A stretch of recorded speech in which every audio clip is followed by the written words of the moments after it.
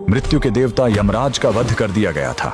जी हाँ, उस दिन मौत को खुद अपनी मौत देखनी पड़ी थी और उनका वध करने वाले कोई और नहीं बल्कि स्वयं कालों के काल महाकाल थे। सिर्फ अपने एक 16 साल के नन्हे भक्त को बचाने के लिए महादेव ने यमराज की छाती पर ऐसी लात मारी कि यमराज के प्राण निकल गए। कहानी शुरू होती है महान शिव भक्त ऋषि मृकंडु और उनकी पत्नी मरुदवती से। सब कुछ था उनके पास, लेकिन एक ही दुख था, संतान का न होना। उन्होंने शिवजी की कठोर तपस्या की। भोलेनाथ प्रसन्न हुए, लेकिन उन्होंने एक कठिन शर्त रख दी। उन्होंने पूछा, तुम्हें कैसा बेटा चाहिए? एक जो 100 साल जिए लेकिन मूर्ख हो, या एक ऐसा ज्ञानी बेटा जिसकी उम्र सिर्फ 16 साल हो? ऋषि ने पत्थर दिल करके कम उम्र वाला ज्ञानी बेटा चुना। घर में किलकारी गूंजी। बेटे का नाम रखा गया मार्कंडेय। मार्कंडेय बड़ा होने लगा, उसका तेज बढ़ता गया। लेकिन जैसे जैसे उसका 16वां जन्मदिन पास आ रहा था, माता पिता का रो रो कर बुरा हाल था।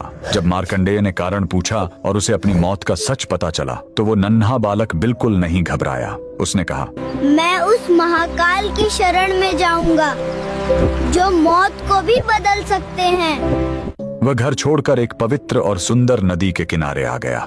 उसने मिट्टी से एक शिवलिंग बनाया और तपस्या में लीन हो गया। लगातार 3 दिन बीत गए। तीसरे दिन जब मार्कंडेय पूरे 16 साल के हुए तो यमराज ने अपने यमदूतों को भेजा। यमदूत जब उसे छूने गए तो मार्कंडेय की भक्ति के तेज ने उन्हें रोक दिया। हार मानकर वो भाग खड़े हुए। अब यमराज का गुस्सा फूट पड़ा। वो खुद अपना घातक काल पाश लेकर वहां आ पहुंचे और गरजे, बालक, तेरा समय पूरा हुआ। डरा हुआ मार्कंडेय शिवलिंग से लिपट गया। यमराज ने अपना फंदा फेंका, लेकिन यही उनसे सबसे बड़ी गलती हो गई। वो फंदा बालक के साथ साथ स्वयं शिवलिंग पर भी जा कसा। उन्होंने अनजाने में महाकाल को बांधने की कोशिश की थी। तभी जोरदार धमाका हुआ। शिवलिंग फटा और कालों के काल महाकाल प्रकट हुए।